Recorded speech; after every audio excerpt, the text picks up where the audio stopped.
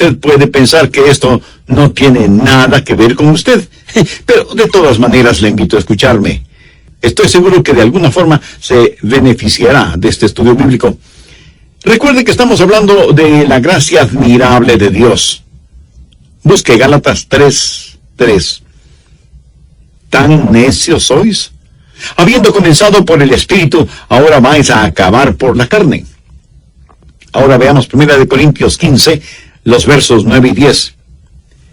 Porque yo soy el más pequeño de los apóstoles, que no soy digno de ser llamado apóstol, porque perseguí a la iglesia de Dios. Pero por la gracia de Dios soy lo que soy, y su gracia no ha sido vana para conmigo. Antes he trabajado más que todos ellos, pero no yo, sino la gracia de Dios conmigo.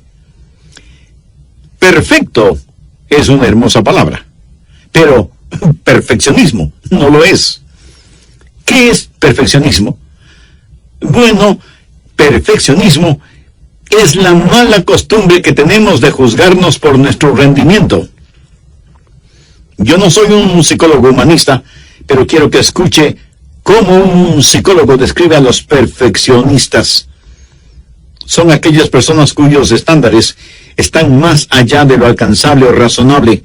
Personas que se esfuerzan en forma compulsiva e incesante en alcanzar metas imposibles y que miden su propia valía en términos de productividad y realización. Se aplica esta descripción a usted. Las palabras claves para el perfeccionista son: debo hacerlo, tengo que hacerlo. Alrededor nuestro hay perfeccionistas y son personas realmente desdichadas. Están prisioneras en una trampa porque no entienden lo que es la gracia de Dios. Quiero que veamos en primer lugar lo que yo llamo la ruina del perfeccionismo. Pablo dice: oh Gálatas insensatos, ¿quién os fascinó? Habiendo comenzado por el Espíritu, ahora vais a acabar por la carne. El perfeccionismo es un ladrón. Promete recompensas, pero roba el gozo y la satisfacción. ¿Por qué? Porque el perfeccionismo es una meta que no se puede alcanzar. En nuestro mundo no hay gente perfecta. Si usted es perfeccionista, se ha impuesto una meta imposible y por lo tanto estará constantemente enfrentando la frustración y el fracaso. Ahora, si usted piensa que Dios le aceptará en base a su rendimiento, se da cuenta de la clase de trampa en la que se ha metido. Piénselo. Si cree que Dios le aceptará por su rendimiento, su tiempo devocional, su estudio de la Biblia, sus ofrendas, su testimonio, su vida santificada, todo, absolutamente todo se convertirá en una trampa, porque usted nunca sabrá si ha hecho lo suficiente. Usted nunca sabrá si realmente ha sido aceptado por Dios en base a su rendimiento. Si podríamos alcanzar la perfección, no necesitaríamos un Salvador. Y si usted es un perfeccionista y está preso en la trampa del rendimiento, puede terminar enojándose con Dios porque las cosas no salen como usted quisiera. No todo es perfecto. Algo va a pasar que hará que usted se enoje un poco con Dios, o que tenga mucho temor de Dios. Usted no puede complacer a sus padres y descubre que tampoco puede complacer a Dios. Tenemos la idea de que Dios está allá en el cielo, sentado en un gran trono blanco, juzgándonos. A veces podemos pensar que Dios es un terrorista espiritual, o un padre enojado, o un duro profesor que nos califica muy severamente. Y como Él está allá en el cielo, nunca seremos capaces de cumplir con las demandas que nos hemos impuesto nosotros mismos. Comenzamos en el Espíritu, fuimos salvados, y ahora estamos tratando de demostrarle a Dios cuán buenos podemos ser. ¿Sabe usted que los perfeccionistas no son las personas más productivas? Al respecto, leí un dato estadístico muy interesante.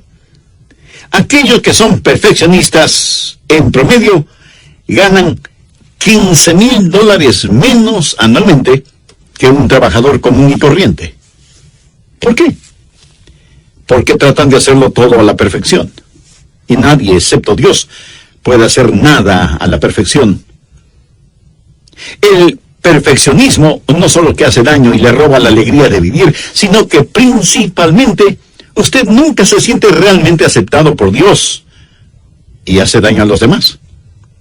Los perfeccionistas no pueden tolerar el fracaso en los demás y por lo tanto casi es imposible convivir con ellos.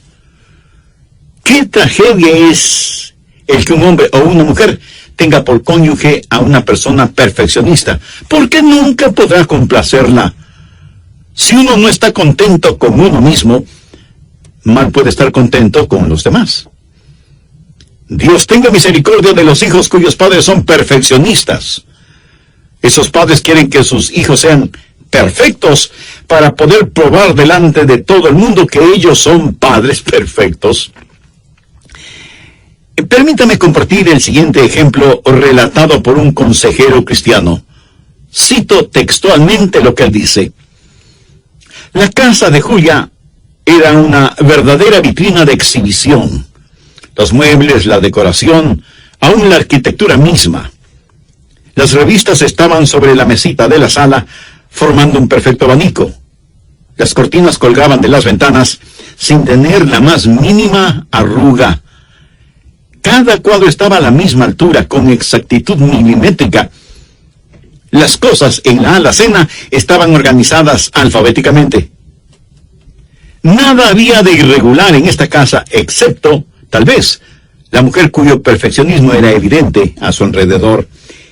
Ella constantemente trataba de tener su casa inmaculada, pero sus hijos tenían dificultades tratando de descansar y gozar de la casa. Y era muy raro que ellos pudieran traer amigos a la casa. Julia era muy meticulosa en cuanto a los detalles. Era precisa en todo lo que hacía, pero nunca era suficiente. Sentía que su casa y sus hijos no llenaban sus aspiraciones de perfección. Cuando quienes le visitaban le colmaban de felicitaciones, ella estaba radiante. Pero esa satisfacción nunca duraba demasiado, porque ella siempre pensaba que su casa pudo haber estado mejor. Desafortunadamente, la cantidad de tiempo que ella gastaba manteniendo su casa nítida era demasiado en proporción con los resultados. Por ser perfeccionista, sus estándares eran muy altos, imposiblemente altos. Sus padres habían tenido estándares muy altos, y ella estaba programada para no aceptar nada menos que perfección. Y ahora ella estaba tratando de hacer lo mismo con sus hijos. La persona perfeccionista tiene estándares que no puede alcanzar ella misma y juzga a los demás por no alcanzar esos estándares. Una de las mejores cosas que usted puede aprender es dejar que los otros sepan que usted no es perfecto o perfecta. Eso será un gran alivio para los demás. No porque usted se los diga, ellos ya sabían eso, sino porque usted haya descubierto esa realidad. En una iglesia denominacional que cree en la perfección espiritual y que uno puede alcanzar un nivel en la vida donde no se peque más, un hombre estaba dando su testimonio acerca de que él ya no pecaba. De pronto la esposa de ese hombre se puso de pie y le dijo: Juan, acuérdate de que yo estoy aquí. El perfeccionismo hace daño a los demás y puede arruinar una iglesia. Dos amigos conversaban y uno de ellos dijo que estaba buscando una iglesia para poder asistir. Su amigo le preguntó qué clase de iglesia estaba buscando y él contestó: busco una iglesia que sea perfecta. Su amigo le dijo: no hay tal cosa como una iglesia perfecta, pero si la encuentras, no te hagas miembro de ella, porque dejaría de ser perfecta. Y eso es la verdad. No hay iglesia perfecta. La iglesia es un conglomerado de pecadores salvados por gracia que entienden lo que son. La iglesia es la única organización que conozco en donde usted tiene que confesar que es malo, que es imperfecto, para ser admitido en ella. Una iglesia maravillosa es una iglesia en donde hay gente en todos los niveles de progreso espiritual que están creciendo. ¿Quién va a enseñar a esas personas? ¿Quién va a ministrarles? ¿Quién les va a ayudar a crecer en la gracia y el conocimiento de nuestro Señor y Salvador Jesucristo? Un perfeccionista en la iglesia es una persona desventurada que hará que los demás se sientan también desventurados. Para una persona perfeccionista, el compañerismo nunca será lo suficientemente dulce, el profesor dominical nunca estará lo suficientemente preparado, el mensaje del pastor nunca será lo suficientemente bueno, y aún la música nunca será lo suficientemente espiritual para quien sufre de perfeccionitis aguditis. Y alguien me dirá, pastor, entonces, ¿por qué Jesús dijo que debemos ser perfectos, como vuestro Padre que está en los cielos es perfecto? Cierto, Jesús dijo eso. Pero aquí la palabra telos, o sea, perfecto, no significa sin falta o sin pecado. Más bien tiene la idea de algo que es completo, íntegro, maduro. Jesús suplirá la única perfección que usted obtendrá cuando llegue al cielo. Pero ahora usted debe entender que no es la perfección lo que Dios espera de sus hijos, sino la excelencia.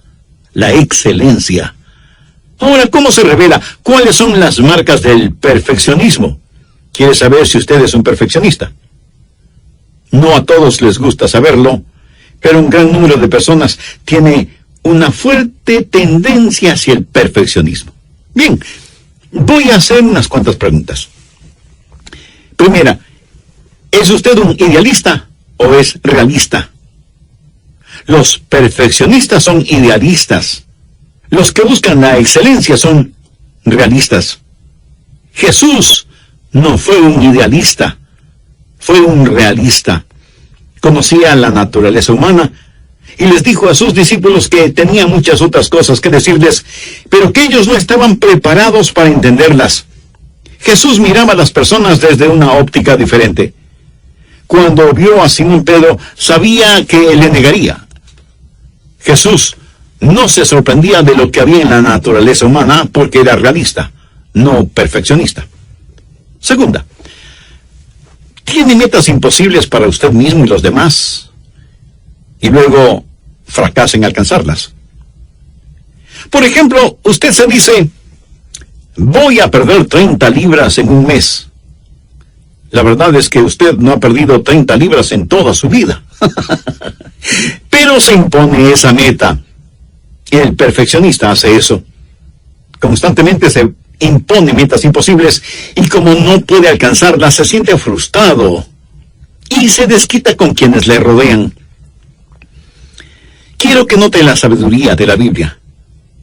Cuando Dios le dijo a su pueblo que fuera a conquistar la tierra de Canaán, uno pudiera pensar que Dios tal vez dijo, vayan y saquen de esa tierra a todos los cananitas. No descansen ni retrocedan hasta que la hayan conquistado por completo. Pero no fue eso lo que Dios le dijo al pueblo de Israel. Busque Éxodo 23, desde el verso 29. En lo concerniente a los cananitas, Dios dijo, no los echaré de delante de ti en un año, para que no quede la tierra desierta, y se aumenten contra ti las fieras del campo. Poco a poco los echaré de delante de ti, hasta que te multipliques y tomes posesión de la tierra. A los perfeccionistas no les gustan estos versículos. Tercera, trata usted de ser el mejor o de hacer lo mejor. El perfeccionista siempre quiere ser el número uno. Se siente insatisfecho si alguien tiene más o hace un mejor trabajo. Se siente muy mal si la casa de alguien es mejor que la suya, o si el jardín del vecino es más bonito que el suyo, o si el carro de otra persona está más limpio y brillante que el suyo. Él no puede soportar eso. Tiene que ser el número uno, o no se acepta a sí mismo. Busque Romanos 12, el verso 3, que tiene que ver con el perfeccionismo. Pablo está hablando de la gracia. Recuerde que él dijo, por la gracia de Dios, yo soy lo que soy. Pablo se había aceptado a sí mismo. Y dice, digo pues por la gracia que me es dada, a cada cual que está entre vosotros, que no tenga más alto concepto de sí que el que debe tener, sino que piense de sí con cordura, conforme a la medida de fe que Dios repartió a cada uno. La gracia de Dios exalta a un hombre sin envanecerlo, y lo humilla sin avergonzarlo. La persona que tiene excelencia dice, yo soy lo que soy por la gracia de Dios. El perfeccionista dice, debo ser lo que no soy y que tal vez nunca podré llegar a ser. ¿Se valora usted mismo por lo que hace o por lo que es? ¿Trata de ser el mejor o trata de hacerlo mejor? Jesús estuvo visitando a Marta y María. María estaba a los pies de Jesús. Marta estaba en la cocina, trabajando muy duro. Y le dijo a Jesús, Jesús, discúlpame, sé que María está hablando contigo de cosas espirituales, pero ¿podrías decirle que venga a ayudarme en la cocina? Yo creo que Marta era una perfeccionista. ¿Qué es lo que le contestó Jesús? Que María había escogido la mejor parte. María había aceptado quién era ella y quién era Jesús. Y él estuvo más complacido con la devoción de María que con la comida de Marta. Debemos entender que no tenemos que ser lo mejor, sino sencillamente hacer lo mejor. Ser lo que somos por la gracia de Dios. Cuarta pregunta. ¿Usted se proyecta mentalmente o procesa mentalmente? Algunos me preguntarán, y pastor, ¿cuál es la diferencia? Bien, un perfeccionista siempre tiene metas y siempre está tratando de alcanzar esas metas. Y no está contento hasta alcanzarlas. Pero cuando las alcanza, nunca está satisfecho y se impone otra meta. Está temeroso de tener éxito, porque el éxito lo arruinará todo, porque tiene que empezar otra cosa que a sí mismo debe ser perfecta. En Mateo 6:33 Jesús dijo, mas buscad primeramente el reino de Dios y su justicia, y todas estas cosas os serán añadidas. En el Salmo 127:2 leemos, por demás es que os levantéis de madrugada, y vayáis tarde a reposar, y que comáis pan de dolores. ¿Quién te pregunta? ¿Se queda gimiendo en el fracaso? ¿O aprende algo de él? El perfeccionista no olvida sus fracasos, no puede hacerlo. Piensa que debe castigarse a sí mismo por haber fracasado. Después de todo, él piensa que Dios no le perdonará. Por lo tanto, ¿por qué debe perdonarse a sí mismo? Pero el apóstol dijo que yo soy lo que soy por la gracia de Dios. También dijo, yo perseguí a la iglesia, sembré el pánico en la iglesia. Él tuvo la capacidad de dejar ir su pasado. Voy a resumir lo que estudiamos en el programa anterior en relación con el rendimiento personal y la perfección como metas primordiales. Dije que perfecto es una hermosa palabra, pero que perfeccionismo no lo es. Y aunque sería raro, es posible que alguien esté preguntando, ¿qué es el perfeccionismo? Bien, podría pasar varios minutos dándole una explicación filosófica o psicológica, pero prefiero darle a conocer una definición común y corriente. Perfeccionismo es la mala costumbre que tenemos de buscar la perfección y de juzgarnos a nosotros mismos. Y de inmediato estoy seguro que surgirá otra pregunta. ¿Cómo se revela? ¿Cuáles son las marcas del perfeccionismo?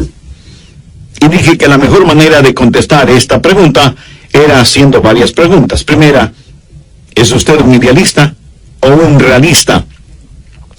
Los perfeccionistas son idealistas.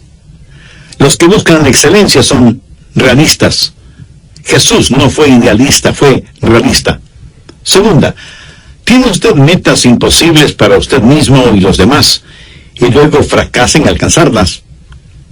El perfeccionista se pone metas imposibles y como no puede alcanzarlas, se desquita con todos.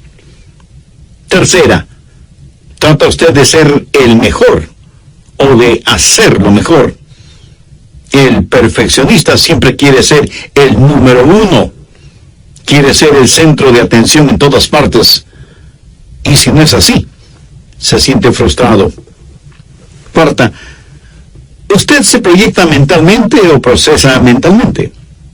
El perfeccionista, aun cuando logre sus metas, nunca estará satisfecho porque piensa que pudo haberlo hecho mejor.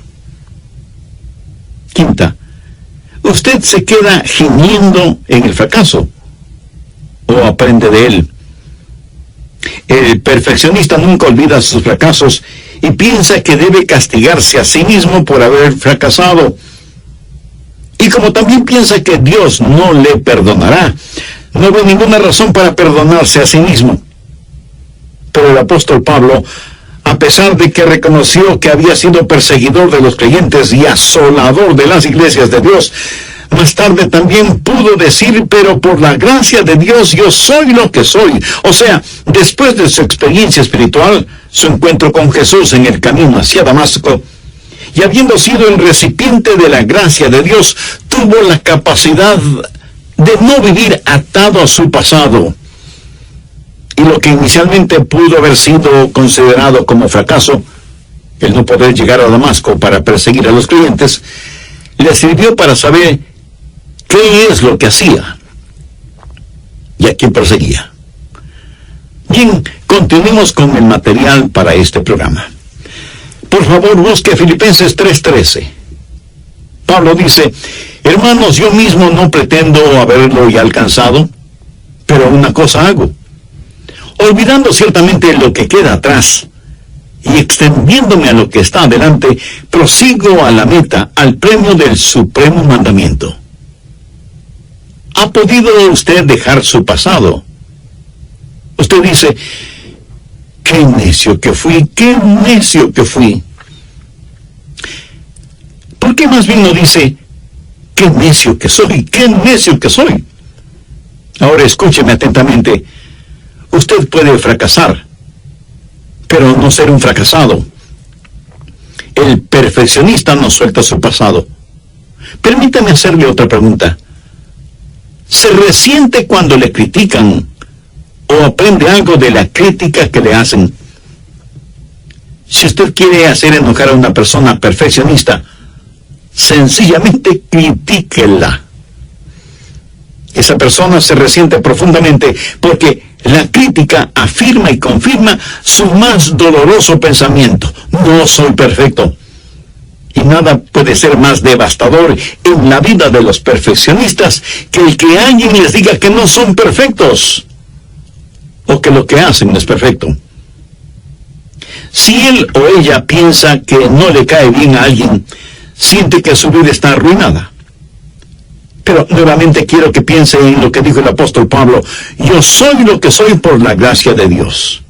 Y en 1 Corintios 4:3 dice: yo en muy poco tengo el ser juzgado por vosotros y por tribunal humano. ¿Lo ven? Una persona espiritual y emocionalmente saludable no se hunde frente a la crítica. De hecho, aprenderá de ella.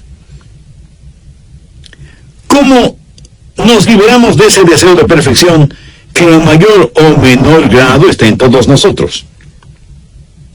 Nosotros tenemos un concepto de Dios de acuerdo al concepto que tenemos de nuestros padres.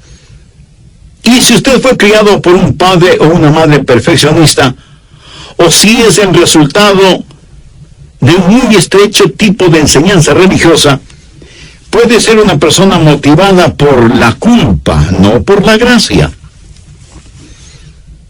Aprenda que por la gracia de Dios usted ya ha sido aceptado por Él. Veamos Efesios 1:6. Para alabanza de la gloria de su gracia, con la cual nos hizo aceptos en el amado.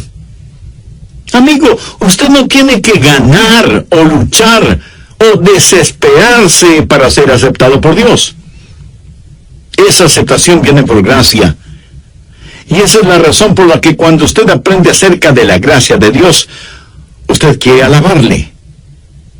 No piense que Dios tiene un cuaderno en el cual anota cuántas veces usted ha tenido un tiempo devocional, o cuántos estudios bíblicos ha realizado, o cuántos capítulos o versículos de la Biblia ha memorizado, o cuántas veces va a la iglesia durante el año, o cuántas organizaciones cristianas apoya financieramente. No. Cuando yo era un joven predicador, los domingos por la mañana solía pensar: oh Dios, no he orado lo suficiente, ni he estudiado tanto como debía. Señor, no estoy listo para predicar. Y me sentía totalmente derrotado, pensando que pude haber orado o estudiado un poco más. Ah, cuán hermoso fue el aprender que soy aceptado por la gracia de Dios. Dios no es un Dios que empuja y empuja, que pide más y más. La verdad de la gracia es que Dios nos acepta. La verdad de la fe es nuestra aceptación de Dios. He notado que hay personas que no tienen la absoluta seguridad de su salvación y constantemente están pidiendo ser salvas.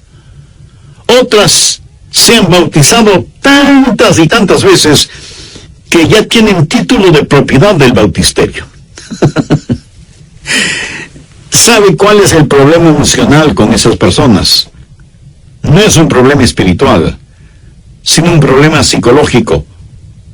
No pueden aceptar el hecho de que Dios las ha aceptado. Uno de los mejores himnos que se cantan en las iglesias cristianas, en su primera estrofa, dice: tal como soy de pecado.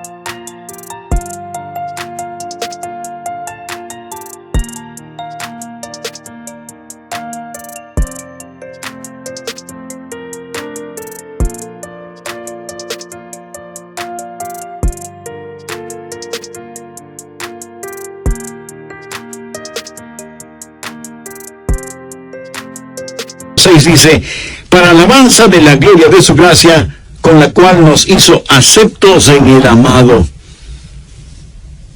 ¿Alguna vez ha leído o ha escuchado la historia de Mefiboset, que se encuentra relatada en el capítulo 9 de Segunda de Samuel? Mefiboset es un nombre muy raro. Por lo menos yo hasta ahora no he conocido a nadie que tenga ese nombre. Conozco a niños, jóvenes y adultos que se llaman Pedro, Juan, Felipe, Rodrigo, Gerardo, Facundo, etc. Pero Mefiboset, la verdad, aunque raro, ese es un nombre interesante. Veamos un poco del trasfondo de esta historia. En el Antiguo Testamento, David y Jonatán hicieron un pacto de sangre, y lo que era de David también pertenecía a Jonatán, y lo que era de Jonatán también pertenecía a David. Pero ese pacto no solo fue entre David y Jonatán, sino que cubría también a sus descendientes. Lo interesante es que el padre de Jonatán fue el rey Saúl, quien odiaba a David y había tratado muchas veces de matarle. Saúl murió, y luego Jonatán murió, y David es ahora el rey. Jonatán tuvo un hijo, Mefiboset, y cuando David fue rey y fue a Jerusalén a habitar en el palacio real, llamó a uno de sus asesores para preguntarle si había algún sobreviviente de la casa de Saúl. Y todos pensaron que David quería eliminar cualquier vestigio de la descendencia de Saúl por todo lo que Saúl había hecho en contra de David. Pero en realidad no tenían ni la más remota idea de lo que David quería hacer. David preguntó: ¿ha quedado alguno de la casa de Saúl a quien haga yo misericordia por amor a Jonatán? Ahora recuerde que David y Jonatán habían hecho un pacto de sangre. Había un siervo o esclavo de la casa de Saúl llamado Siba, quien vino delante de David y le informó que había quedado un hijo de Jonatán llamado Mefiboset, que era lisiado de los pies y que vivía en la casa de un tal Maquir, en un lugar conocido como Lodebar. Ahora, Mefiboset había huido hacia ese lugar porque tuvo temor de que David, como rey, quisiera quitarle la vida por ser descendiente de Saúl, porque él nada sabía del pacto de sangre que su padre, Jonatán, había hecho con David.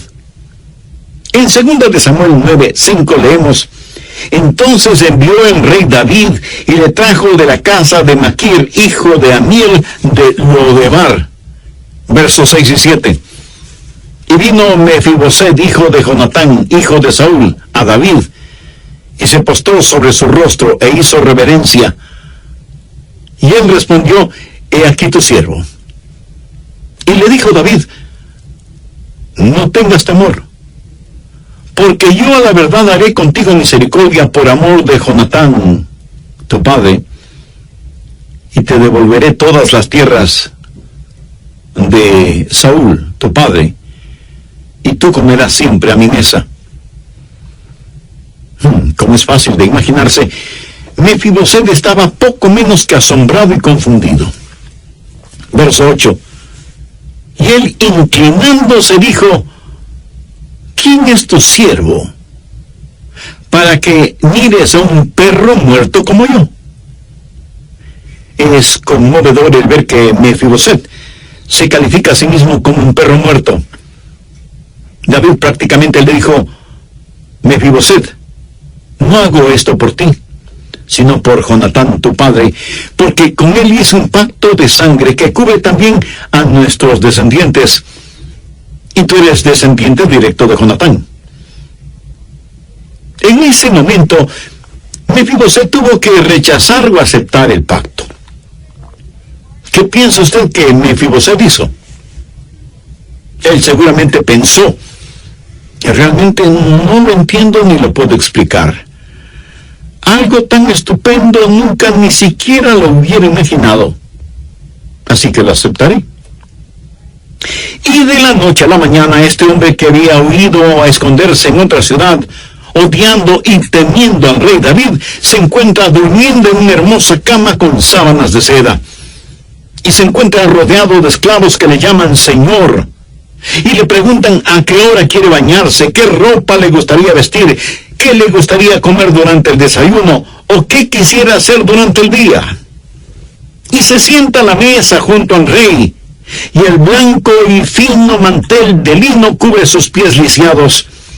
Y aunque sigue sin comprender muchas cosas, comienza a disfrutar de todo lo que significa vivir en el palacio del rey, comer junto al rey y ser considerado como uno de sus hijos, a pesar de sus defectos físicos y emocionales. Pero al mirar la cicatriz en la muñeca del rey David, la señal visible del pacto de sangre que David hizo con Jonatán, sí entiende que todos los privilegios de los cuales goza ahora es gracias a ese pacto de sangre. Algunos me preguntarán: pastor, ¿y qué tiene que ver eso con nosotros? Bueno, mucho más de lo que se imaginan. Permítame repetir un verso que ya lo vimos, Efesios 1:6. Para alabanza de la gloria de su gracia, con la cual nos hizo aceptos en el amado. Y en Efesios 4:32, el apóstol Pablo dice: antes sed benignos unos con otros, perdonándoos unos a otros, como Dios también os perdonó a vosotros en Cristo. Escuche, David, por amor a Jonatán, recibió a Mefiboset. Dios, por amor a su Hijo Jesucristo, le ha perdonado a usted y a mí, si es que hemos pedido su perdón. Ahora el diablo argumentará con usted y le dirá que usted no es lo suficientemente bueno como para ser perdonado. Usted no ha hecho lo suficiente y por lo tanto no merece ser perdonado. Amiga, amigo, no argumente con el diablo porque él tiene razón. Simplemente señálele la sangre del pacto y siga su camino. Deje que el diablo argumente con Dios. Usted no es aceptado en base a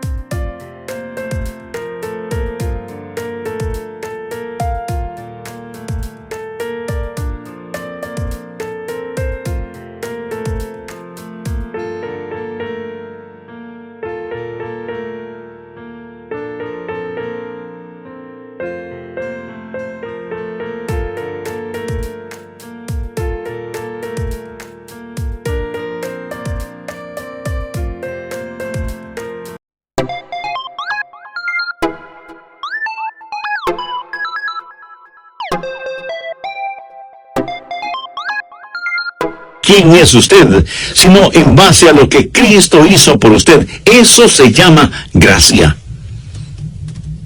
Aunque Pablo reconoció que había sido perseguidor de la iglesia de Dios, después de su encuentro con Jesús en el camino a Damasco, pudo decir: yo soy lo que soy por la gracia de Dios. Cuando usted entiende esto, se sentirá liberado para hacer más, no menos. Ahora usted estará quemando el aceite, no la mecha. Y todo lo que hace, lo hace por amor a Dios. Ha sido liberado de la trampa del perfeccionismo, de la cárcel del rendimiento. Aprenda a aceptar la gracia de Dios.